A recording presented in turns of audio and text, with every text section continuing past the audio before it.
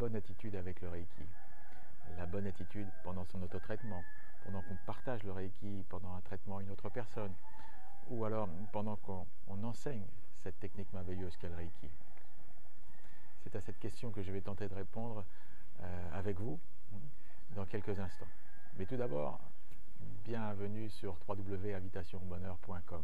Alors ce que je vais vous partager est bien sûr qu'un point de vue qui est le fruit de mon expérience, qui vaut ce qu'elle vaut, mais qui peut être le début d'une réflexion commune que nous pouvons avoir si vous voulez bien vous donner la peine de laisser quelques commentaires sous cette vidéo.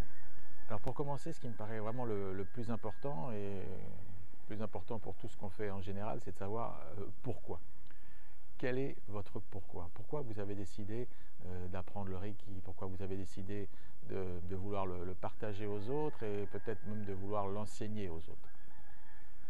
Ce pourquoi est vraiment important puisque c'est ce qui va diriger notre façon d'être par rapport au Reiki.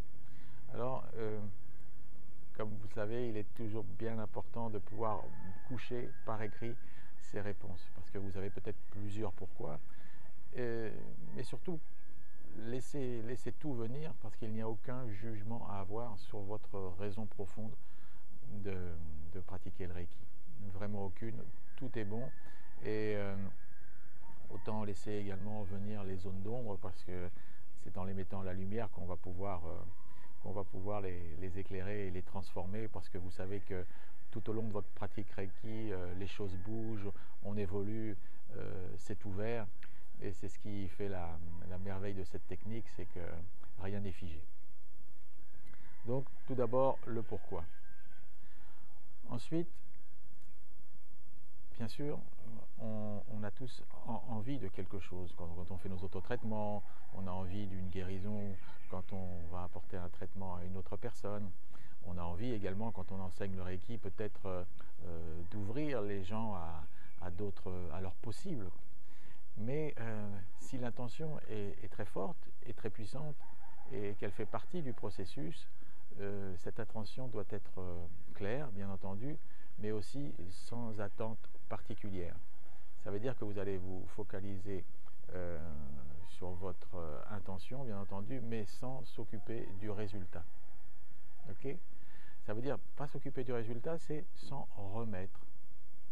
On a une envie, on a une intention pour cette personne, mais on s'en remet. Vous connaissez certainement cette petite phrase que l'on dit souvent en début de soin ou en début de pratique Reiki, qui est voilà mon désir, et on exprime son désir de façon positive. Et on termine toujours avec cette phrase qui dit pour mon plus grand bien, pour son plus grand bien, et en harmonie avec l'univers. D'accord ? On exprime une intention, on ne s'attache pas au résultat. Parce qu'on n'est pas les mieux placés pour savoir ce qui est bon pour la personne et même ce qui est bon pour nous. N'oubliez pas, on a un inconscient qui est très fort et qui peut facilement nous jouer des tours. Ok ? Intention, on ne s'attache pas au résultat.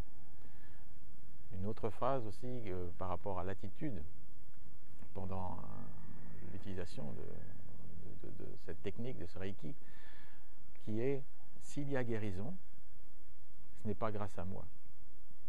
Mais s'il ne se passe rien, ce n'est pas à cause de moi. Okay ? Et ça, c'est vraiment ce que vous devez avoir en tête lorsque vous pratiquez le Reiki. Ensuite, dans la pratique, pendant que vous faites un autotraitement ou pendant que vous faites un soin, l'idée d'abord, c'est d'être bien dans le moment présent, d'être ici et maintenant. Et pour ça, vous avez le Kenyoku, cette technique japonaise, Reiki, qui nous est arrivée un peu plus tard, mais qui est vraiment très, très forte et très puissante, qui va vous permettre de vous ancrer, ici et maintenant. D'accord ? Ensuite, effectivement, ici et maintenant, ça veut dire également avoir un mental le plus apaisé possible.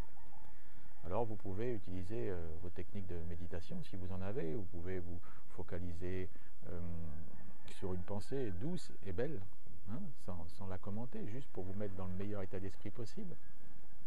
Vous pouvez bien sûr pensez aux idéaux du Reiki pendant que vous pratiquez le Reiki.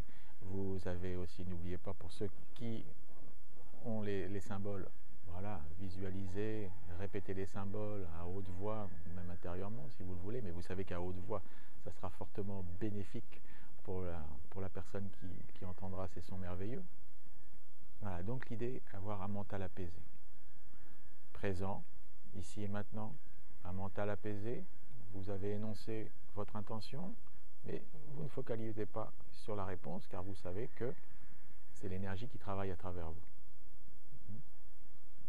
Mais rappelez-vous, nous sommes un canal. Et c'est l'alchimie qui va se passer entre l'énergie et la personne qui reçoit qui va faire qu'il y ait ou non des choses qui se passent. Mais de toute façon, il y a toujours quelque chose qui se passe.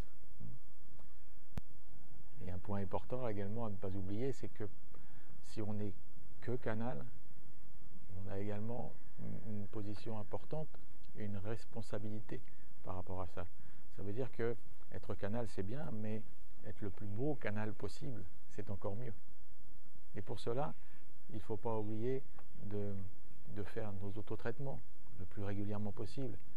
Et que donner aux autres ne suffit pas, il faut s'occuper de soi. Donc, faire le plus souvent possible nos autotraitements. Avec les différentes techniques qu'on connaît, des techniques plus rapides que d'autres, mais voilà, le plus souvent possible. Ensuite, effectivement, il y a tout ce qui va avec, et généralement tout ce qui nous arrive avec le Reiki, c'est-à-dire qu'on a envie d'avoir une meilleure hygiène de vie, mais également une meilleure écoute de nos besoins, notamment en sommeil, en pratique physique, etc. D'accord ? Il est évident que l'alcool et la prise de certains produits ne sont pas du tout bénéfiques pour la circulation des énergies. Ok ? Mais chacun fait bien ce qu'il veut. L'idée, c'est que, voilà, quand vous allez partager le Reiki, si vous voulez si vous voulez en ressentir le plein potentiel, il y a tout un travail, toute une harmonie à acquérir autour de cette pratique. Voilà, écoutez, j'espère avoir répondu à quelques-unes de vos interrogations. Laissez-moi un message sous la vidéo. Restez attentifs, gardez l'œil ouvert, le bonheur est tout près de vous. Et je vous dis à bientôt.